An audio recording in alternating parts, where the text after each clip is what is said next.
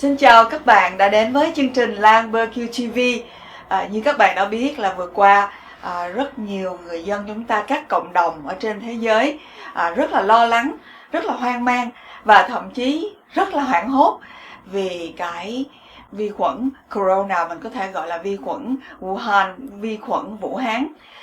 Cái điều mà mọi người lo lắng nhất là tới ngày hôm nay là theo CNN từ Trung Quốc thì cái loại vi khuẩn này nó đã lan ra ngoài khỏi cái biên giới của Trung Quốc và nó đang có mặt ở châu Âu, ở châu Mỹ, ở các nước châu Á. Thì ngày hôm nay chúng ta rất là hân hạnh được may mắn nữa các bạn là được gặp bác sĩ James Lee. Bác sĩ James Lee là một chủ của một cái trung tâm y tế và được bình chọn là trung tâm y tế tốt nhất tại cái tỉnh Cherokee ở Georgia này.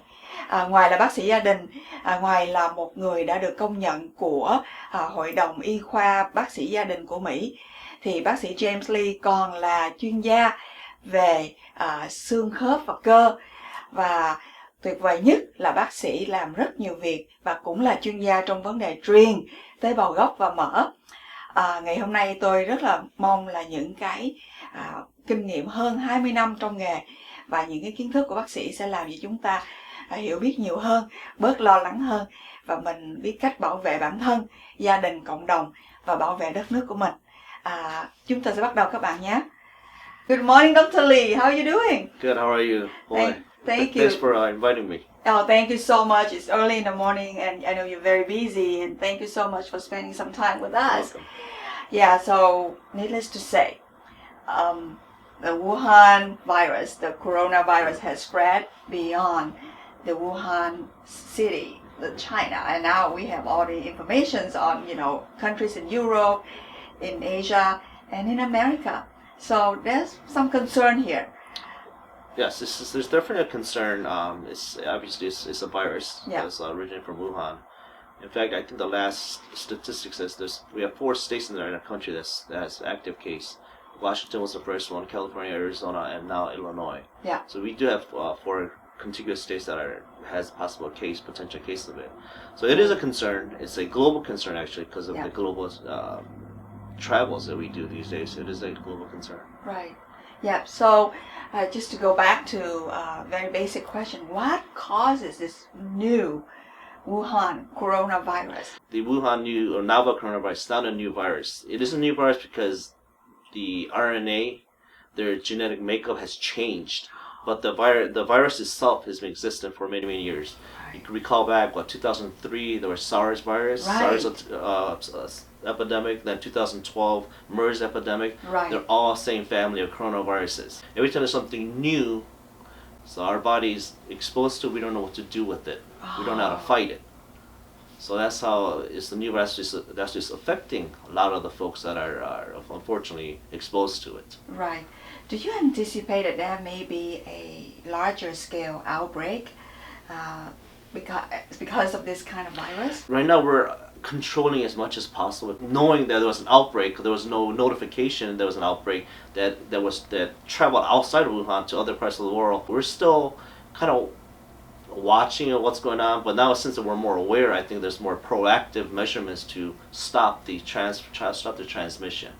Okay, all right. So, as an individual, okay, we live in a community, and I travel. A lot of us travel, Sure. And what should we do? What should we tell our family members so that we can try to minimize this as much as we can? Obviously, that's a great question because I'm actually traveling to Seattle this afternoon to go see my daughter. You have to protect yourself. Yeah. This particular virus is transmitted aerosol from coughing or sneezing. So coughing and sneezing is the major. You could or touching. Touching. Just say someone had it and they touched a table or something. You have to come by, touch a table, and you rub your nose or something. You could cross contaminate or transmit it that way. Right. So the best thing to do is, in other cultures, wearing a mask is everyday thing. Right. There hasn't had to be an outbreak, but they still wear the mask. Right. In our culture, you wear a mask. You mean you're our sick. culture? You mean American culture? Yes. Yes. We don't believe in masks because Right. most of our air quality is great, so we don't have to resort to that. But during times of epidemics like this, I believe taking precaution measurements, wearing a mask. Yeah. washing it, you should wash your hands all the time, but getting an alcohol-based hand sanitizer. So if you touch something that's not yours, just wash it. Right. And try to prevent it. Don't touch your face after that. Right. Don't ever touch your face. Yeah, because that's like it gets absorbed right through the nose into the mouth. How about I go to a restaurant and I eat food from the plates, from the utensils, stuff like that. Do I have to be concerned about that? You should always be concerned. If you haven't touched it, or you haven't cleaned it, you haven't sanitized, there's always that risk. Right. But that being said, we are exposed to viruses every day of our life. Okay. Every single day, the moment we awake to when we sleep, even while we're sleeping, we're exposed to viruses. Our immune system is so advanced that we are able to protect ourselves. Otherwise, we'd be sick every single day. Right. Me being a physician, I'm exposed to flu and strep and everything else, pneumonia, almost on a daily basis. Knock on wood, that my immune system is, because it has to be exposed to all these different bacteria and viruses on a single day. Yeah, you essentially become stronger. You adapt to it. Right. Yes. Right. Absolutely. How about closed space on the airplane? Should we avoid that? Does it have very high risk? Yes, and yes to your question. And a very close environment, airplanes, for example. I'm going there today, but Wuhan coronavirus or any virus, if they cough or sneeze, it gets through stuck into the ventilation systems. How far? Once it goes in, it could potentially be exposed to it. How far can it is go? closed. Like 3-6 feet, or it could go more than that. Maybe we should minimize our traveling if we don't have Unless to. you have to, I think you should minimize it. Because remember, we have to protect ourselves. We can't trust anybody else to do it for us. We have to protect ourselves because we're responsible for ourselves. Yeah, I have read some researches talking about the possibility that this kind of virus has been living in bats and snakes. So can you please elaborate about that? Yes, I've actually done some reading, and most of these viruses, SARS, MERS, and now the Wuhan virus, the genetic makeup of what the actual virus is, and they'll get a local bat, and then when they match it, it's almost 99 to 100%. Wow. So we believe the bats are the host. They carry it, but they have much more advanced immune system than us, so they don't get sick. They host it. They'll infect a intermediary animal or something. Then perhaps humans are eating or what have you, or come in contact with it, so you could transmit it that way. As you said, as our immune system gets stronger, so there's a chance that this outbreak may die out very soon because we get used to it and we have more preventive measures and action against it. Eventually, most outbreaks will simmer and die out, right? Can we adapt that quickly to this new virus? Can our immune system adapt that quickly? We will adapt. We will adapt to it, but you have to be exposed to it. Oh. That's why the vaccinations work. Vaccinations work because we have to be exposed to it before we can adapt to it. Because otherwise, how are we going to expose something we don't know? So that's why when you get the flu vaccine or any other vaccination, that's how our immune system adapts to it. It gets part of that genome, part of that DNA or the genetic makeup. We get injected with it, our immune system picks that up and builds an antibody against it. That's how our immune system grows and gets better. But if you're not exposed to it, and hopefully you're not exposed to it, neither are all of us exposed to it at this point, because we don't have anything to fight against it. So that's the purpose of our immune system. We don't cure it, but we're able to defend ourselves and fight the viruses and bacteria off. Right. Another question from one of my audiences, because I told my audience that I'm going to interview today. They want to ask you, okay, I would know if that person is, really sick and coughing and sneezing. Yeah, that's pretty obvious. But because this virus can, be in our body for 14 days, right? So before you become very sick and you cough and you sneeze, you're already sick. So how do I know that I can be away from you, or any way that we can just, be safe? You can, because the latest statement are saying people don't have to be actively sick, meaning high fever, cough, and pneumonia type of symptoms, but they could still transfer it. Because people that are exposed to any viruses, Wuhan or any other viruses, if their immune system is strong enough, they are protected, they're able to fight against it. So they won't show active symptoms, fever, cough, anything like that. But, so they're out there talking to folks, they don't know they're sick, but then they could expose that virus to someone else, because the other person they're exposed to, it's naive to that virus, so they could get sick. So you could easily transfer it. So your question was, how can you be safe? Do you not go anywhere?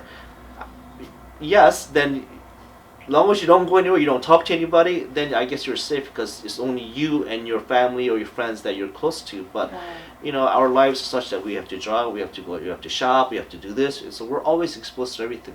Remember, we're exposed to viruses every single day.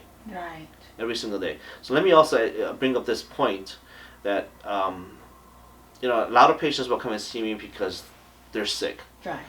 They want, you know, the quickest thing is give them an antibiotic, give them amoxicillin, and out the door, right? So my job, I try to spend more time with them and educate my patients. You have a viral infection, you could get a whole bucket of antibiotics. It's not going to help you. Right. Because antibiotics fights the bacteria from replicating. Right. It doesn't do anything for a virus. Right. It's absolutely zero. But most people feel they get better because they get better because time-wise, your immune system fights it off. Oh, yeah, that's new knowledge for me. But then you take antibiotics for 10 days. What do you got? You just bought yourself 10 days for the virus, for your body to fight off the virus. Right. So antibiotics really don't do much, and you can't treat viruses with antibiotics. Right. By the way, just an educational knowledge I would like to know. So just tell us very quick, what's the difference between a bacteria versus virus? There isn't any, I mean, they're two different, it's just like what's the difference between a human being and a snake or anything else. I love that analogy. They're live, they're both live, living cells, living germs or whatever you want to call it. Bacteria are just very DNA-wise different than viruses. Right. Okay. So, in the worst scenario, okay, we should be prepared for that. You know, America, other countries. So what are your advices for this? You know, because you don't know, it may die out, or you know, some bad people they're not responsible, right? They travel, they spread the viruses. So how can we treat if it breaks out and we have thousands of people affected with this? That's a very great question. So actually, if you think of the potential catastrophic causes that it could cause, it's amazing, right? Bad people or unknown people that could go out and transmit to other folks, or bad people intentionally could do it as well. Yeah, like what do you call that? Like a virus, bacterial, you could do like terrorism. bioterrorism, absolutely. Yeah, bioterrorism. Yes, and that's, you know, thought's always out there when something like this happens. Yeah. Hopefully, you know, none of us are that bad, that evil. Yeah. It doesn't happen, but it can happen. Yeah. The best way to do is protect yourself. Okay. So how do you protect yourself? You know, I am a lifelong student of medicine, lifelong student of art of healing. Every day, the best thing to do is be healthy, meaning don't overindulge on anything. Food, fun, don't do too much. Eat healthy, exercise, sleep, and overall just be happy. Being happy, laughing and smiling increase your endorphins in your body. That's a natural high that protects you. Yeah. That's my best advice. Don't over stress yourself. Don't be overly exerting yourself. Right. How about like very specific living habits? For example, drinking water, how many hours of sleep, what kind of food? Do you have any particular advice for us? You know, I think that's something that we discuss every day. Sleeping is per individual. Some people do well with 5, some people do better with 8. Okay. That's your, as long as you're able to fall asleep and you fall into deep restful sleep, you wake up feeling rested, that's perfect. Water-wise, we always recommend half your body weight in ounces. So if you weigh 100 pounds, 50 ounces, right? Minimum should be, I recommend to all my patients 64 ounces plus. Because our body's made of water, right? Our body's made of, 60% of our body's made of water. You have to replenish it. So water is very important. I'm guilty of that. We all are, right? With respect to food, if you took more time, I guess, to prepare your own meals, eat more fresh produce and vegetables and whatnot, I think this is the best way of living. Yeah. That's wonderful. Thank you so much. And thank you so much, Dr. Thank Lee. you. Thanks for inviting me. Thank you.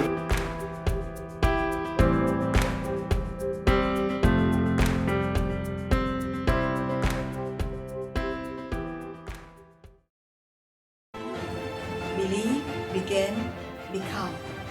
Hãy tin, hãy bắt đầu và bạn sẽ trở thành.